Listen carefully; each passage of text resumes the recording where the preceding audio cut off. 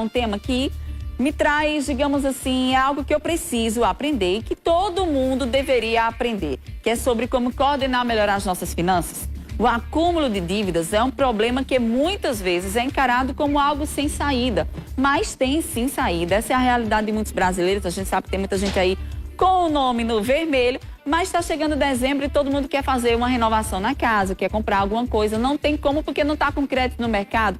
Tudo isso a gente vai falar a partir de agora. Por isso, hoje eu vou conversar com o doutor Diego Cavalcante, que é professor de finanças na CIR Educação, para saber como é que a gente deve controlar um pouquinho as nossas dívidas, quem sabe ali poupar um dinheirinho para o final do ano. Doutor, seja bem-vindo, Diego, Muito viu, obrigado, aqui no nosso programa, Sabrina. viu, é um prazer Muito imenso obrigado. te receber. E eu já começo perguntando sobre essa questão de controlar as dívidas. Como é que a gente pode fazer realmente para não ficar mais ainda endividado e aquelas dívidas que a gente tem ali, tentar controlar de uma maneira para quitar essas dívidas? Existe algum planejamento para isso?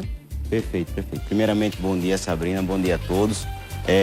A questão de controle de dívidas é algo que muita gente não consegue iniciar. Por quê? Porque você controlar a dívida, eu sempre assemelho na sala de aula, que é como você iniciar a fazer academia.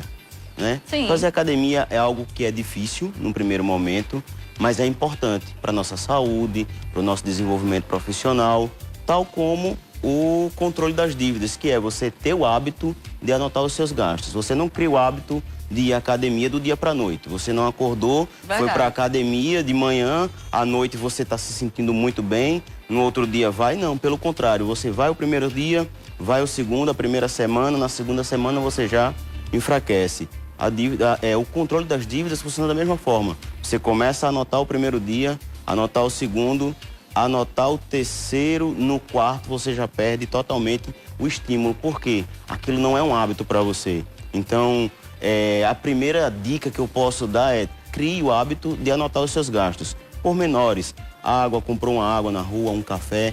Eu acredito que é a primeira iniciativa que podemos ter em relação ao controle de dívidas. E aí, por que anotar esses hábitos? Por que anotar esses gastos que se tem no dia a dia? Será para você ter um controle realmente do que é necessário ou não você está gastando? Sim, sim, porque é o seguinte, nós temos a seguinte situação, nós temos o hábito de gastar mais e poupar menos. Isso já vem de muito tempo, não é algo dessa geração, da geração, não. É algo de muito tempo. Então, hoje nós temos muitas vezes uma fonte de receita, duas ou três, mas as fontes de gastos são muitas. Então você tem os seus gastos fixos e os seus gastos variáveis. O que são esses gastos fixos? Eu pago um aluguel, eu pago uma parcela de um imóvel. Escola do menino. Escola do menino. Então todos estes são gastos fixos. Então se eu não tenho esse controle, aquilo que entra acaba se tornando menor daquilo que sai. Eu me torno uma pessoa deficitária. O que é isso? Eu me torno endividado. Então, quando eu começo a ter esse controle, eu começo a fazer essa anotação,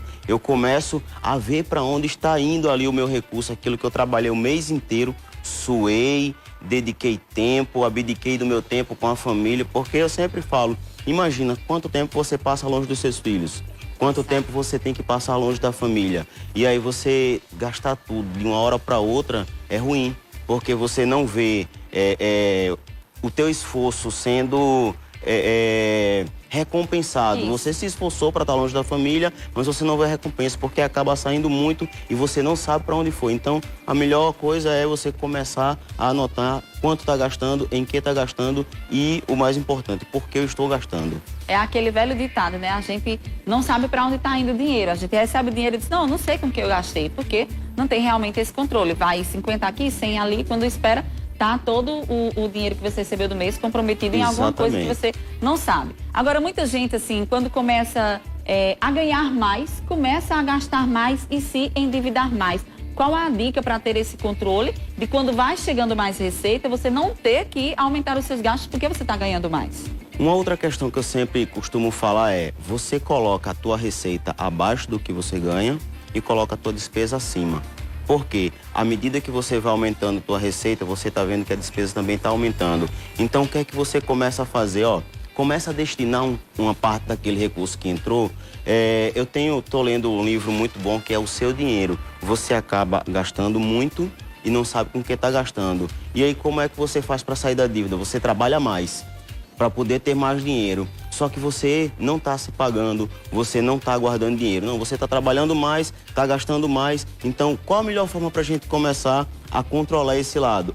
Se eu estou ganhando mais, eu estou trabalhando mais. Para honrar, digamos, eu vou honrar aqui algumas dívidas que eu já estou.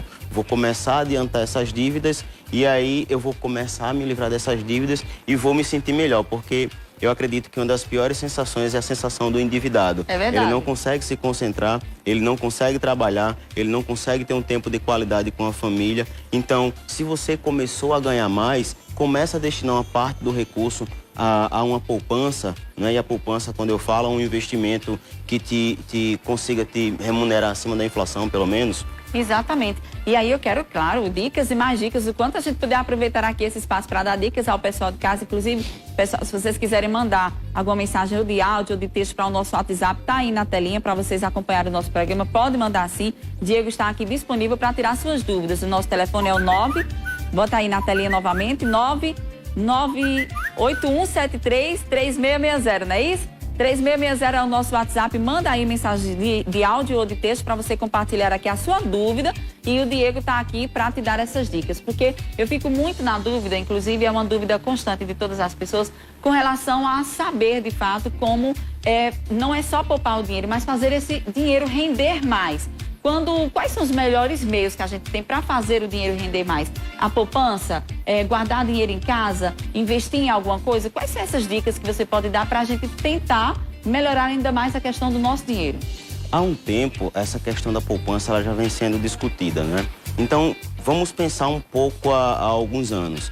Qual que era o investimento? Poupança, imóvel, por exemplo. Não vou dizer que imóvel, poupança não seja um bom investimento. Só que nós temos outras formas de investir o nosso capital. Hoje, a poupança em si, com a taxa de juros atual do país, a nossa taxa básica de juros a 13,75, a poupança está rendendo 6,17. Então, você consegue investimentos que também são conservadores. Uma das coisas que eu sempre falo qual que é o teu perfil de investidor? Porque tem pessoas que são extremamente conservadoras e tem pessoas que são agressivas. Então, essas pessoas mais agressivas, ela tende a procurar investimentos de maiores riscos, maior volatilidade, digamos. Já as pessoas mais conservadoras não, procuram investimentos que não têm oscilação, que eu consiga ter um bom retorno. Então, por exemplo, hoje a poupança, ela acaba se tornando um investimento que está rendendo abaixo da nossa taxa básica de juros do país, que é a taxa Selic, certo? Então, a taxa básica de juros hoje rende 13,75, hoje está superior à inflação do nosso país, e a taxa da poupança hoje está 6,17. Então, você consegue investimentos, certo? Um título público federal, você consegue um investimento muito maior que a poupança. Mas, para quem não tem o hábito de poupar, a melhor forma é começar a guardar um dinheiro, certo? Hoje, numa poupança, depois você pega esse recurso, estou criando esse hábito de poupar. Porque o endividado é o seguinte, você não consegue sair, você está endividado e já começar a investir. Isso. Você já está endividado, você já vai começar a investir. No final do mês, quando você for fechar as contas, não vai bater. Alguém ali vai ficar, e você vai precisar resgatar, exatamente. Isso. Você vai precisar resgatar e vai resgatar do teu investimento. Então, estabiliza as dívidas, né? Faz um controle e aí começa a investir, lógico. Tem sim muitos investimentos bons, conservadores e acima da poupança. Ou seja, primeiro você resolve suas dívidas para depois você investir. Depois começar a investir. Quais hoje no mercado nós temos, no mercado financeiro, os melhores meios para investir? O que é melhor para se investir hoje? Você fala, vamos falar dos dois pontos, em relação à segurança, tá? E em relação a maior risco. Então, primeiro, segurança. Quando eu falo de segurança, hoje eu tenho um CDB, um Certificado de Depósito Bancário, em que eu tenho segurança, não tenho a oscilação negativa, que muitas pessoas olham investimentos e querem olhar logo bolsa. Como é o nome? CDB. CDB, vamos lá, pessoal, vamos aí. Certificado do Depósito Bancário, certo? Então, você tem aplicações que são conservadoras, certo? Você tem aplicações que não tem ali volatilidade, ou seja, aquele nível de risco muito alto, tá? E você consegue um retorno satisfatório, digamos assim. Todas as instituições bancárias oferecem? Oferecem, sim. Então, vamos pensar também de uma outra forma, um fundo de investimento de renda fixa, né? Você consegue investir, digamos, a partir de R$100, Né? Hoje muita gente, não sobra dinheiro, não estou investindo porque eu não sou rico, porque eu não tenho dinheiro. Mas se você der uma olhada ali, sobrou R$100, vamos colocar num fundo de investimento de renda fixa. Não tem essa volatilidade forte, não tem volatilidade, digamos assim, e você consegue ter um retorno em cima desse capital. Esse foi o ponto do conservador. E agora no ponto do mais agressivo. Sim, vamos lá. Você aí, que é aquele que muitas pessoas começam a olhar. Muitas vezes mais ousado? Em roda de amigos e aí começa, rapaz, tal empresa tá boa para investir. E aí eu sempre tenho que perguntar, qual que é o teu perfil? Você consegue colocar hoje 100, 200, 300 reais e amanhã ver esses 100, 200 ou 300 virar 50? Você consegue acompanhar? Você tem coração para isso? Rapaz, não tenho. Então, isso aí é um perfil mais agressivo. Né? Então, são as formas de você investir. Lógico, tem moderado e aí você consegue fazer ali um mix dos investimentos. Vou tirar todas as dúvidas, viu, aqui. E o pessoal de casa tá mandando pergunta pra gente. Vamos colocar aqui uma pergunta no telão para saber qual é a dúvida dessa telespectadora. Eu tô em crise no meu casamento por causa de dinheiro. O que é que eu posso fazer com o meu companheiro ou companheira? A maior renda é dele. Perfeito. Essa é uma pergunta que ela é muito importante, né? Como falei, quando você está endividado, você não tem concentração. Então você se torna uma pessoa mais agressiva no trabalho, você se torna uma pessoa mais agressiva dentro do casamento, você se torna uma pessoa mais agressiva com os filhos, né? E aí, o que é que eu sempre falo? Primeiro, entre em comum acordo, vamos conversar. Vamos supor, Maria, nós precisamos entrar aqui em comum acordo. Nós estamos endividados e aí nós precisamos fazer um controle. Aí vai para o papel, né? É chato, é ruim, mas é necessário. Por que que eu falo que é chato e é ruim? Porque você vai começar a tratar uma ferida, né?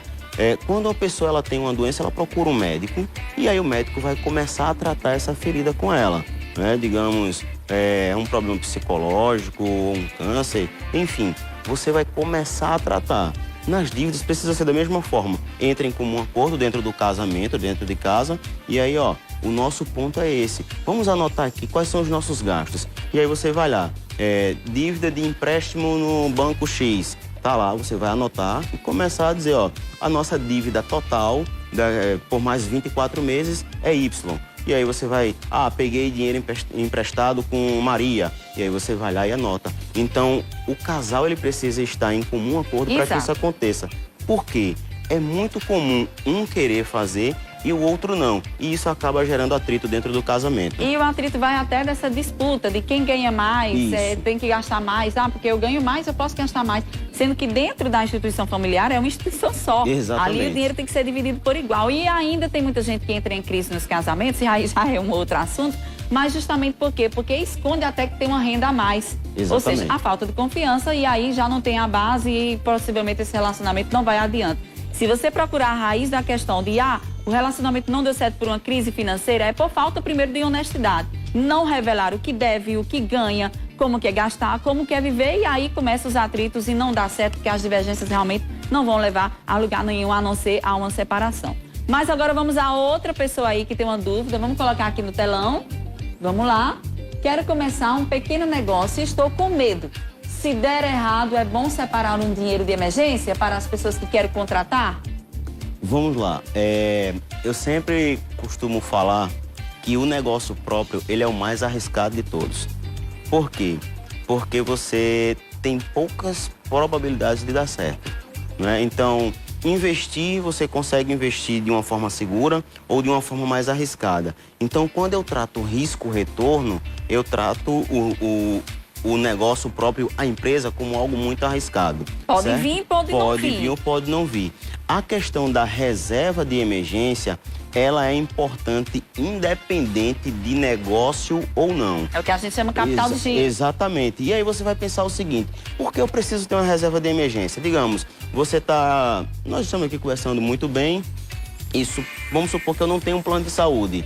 E aí eu saio aqui, pego o carro, dou uma batida no carro. E aí eu bato com a cabeça, isso abre. Eu não tenho um plano de saúde, eu não consigo ser levado a um hospital. ou eu vou para os meios públicos ou eu preciso ir para um particular. Se eu for para um particular, eu tenho capital suficiente para ser tratado em um hospital particular? Eu sei que será um pouco mais rápido, enfim.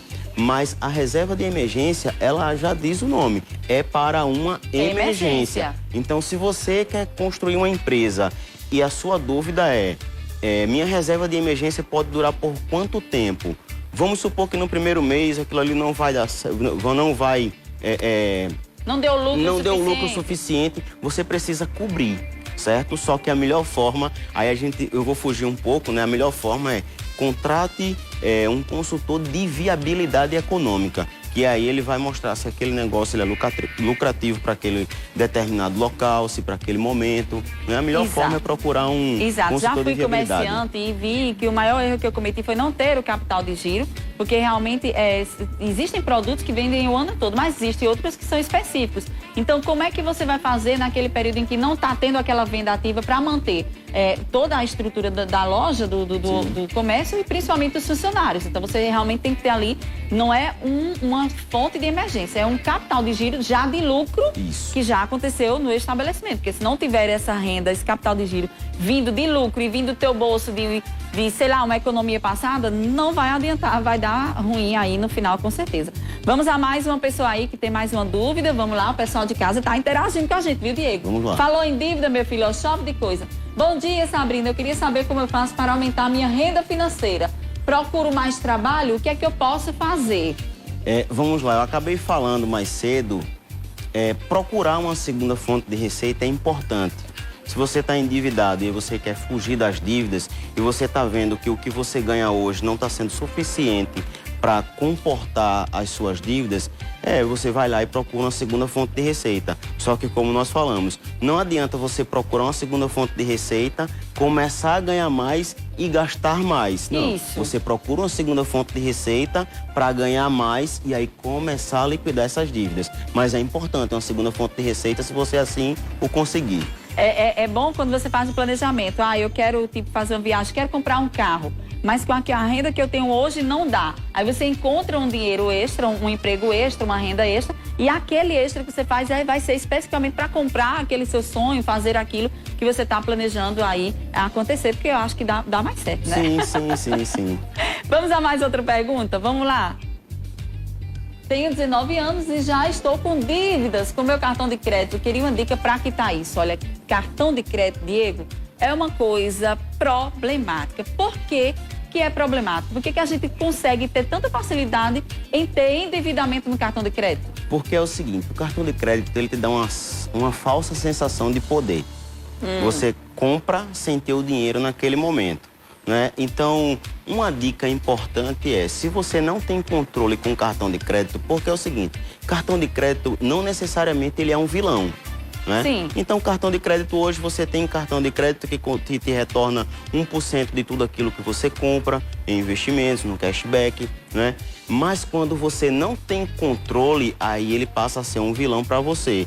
Por quê? Por conta dessa falsa sensação de compra. Eu não tenho dinheiro agora, vou lá, passo o cartão porque próximo mês, eu pago. Só que no próximo mês a tua receita não aumentou, mas a tua dívida sim. Então, muita gente tem uma receita de R$1.200, R$1.400, R$2.000, mas tem um cartão de limite de R$5.000 e não tem controle. E acaba vai que gastar os 5 mil todinho e não vai pagar, porque não vai ter como. E não vai conseguir pagar. Nesse momento, para essa pergunta, uma sugestão se você não está conseguindo pagar, liga para o banco, pede para renegociar essa dívida, certo? Lógico, vai vir uma taxa de juros muito forte, mas a melhor forma é você renegociar e não gastar. Certo? Renegocia. Vale a pena parcelar? Isso, desde que você não continue se endividando, porque você vai lá, renegocia essa dívida e continua comprando de uma forma desenfreada.